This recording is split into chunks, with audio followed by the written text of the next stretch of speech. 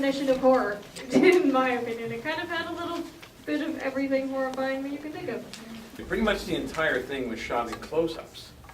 So it gives you a very claustrophobic sense, which adds to the fear. I'm not sure how big their set was. It might have been 3 seats the size of 3 rows here or something. I don't know. I've never seen an airplane with round windows when I think of how they usually have square windows on airplanes. So I don't know how big their budget was. They seemed to get a lot of mileage out of what they had by using everything in these extreme tight shots. And yes, it's very jerky and blurry, and I guess that's meant to be the perspective of someone who's on the plane. You're seeing it through the eyes of the passenger. Yeah, it was a bit of a mixture between the turbulence and probably the perspective of the guy jerking off.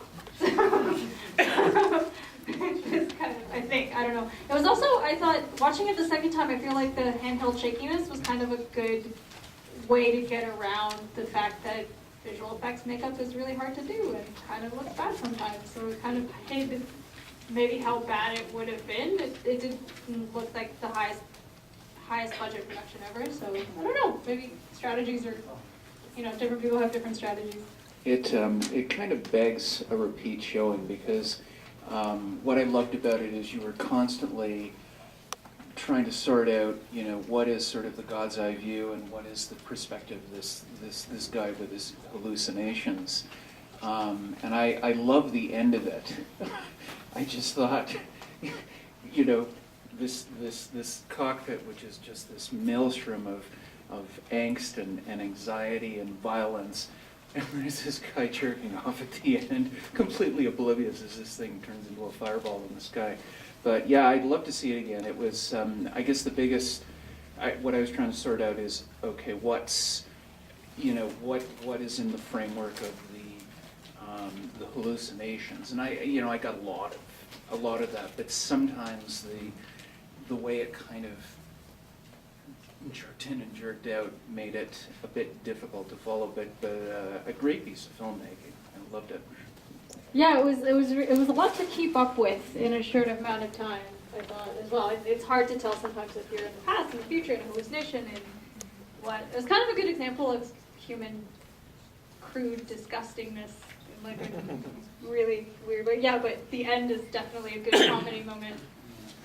Unless you didn't find that funny, in which case, it actually, did somebody not find that funny, or like was somebody really disappointed by that ending? Because I feel like that's a really polarizing ending to something that's otherwise really, no reaction to this film. I like the ending. You like the ending? Yeah. What happened to her head? So watching it the second time, I had a feeling, and somebody please contradict me if you had another thought on this, but he pictured it, and almost everything that he pictured happened, and he's kind of choking her at the end, and the plane crashes, so I feel like maybe like his handcuffs, because he was wearing handcuffs, like slipped and like cut her, or like, I don't know. That was kind of what I got the second time. Did anybody else have a better theory?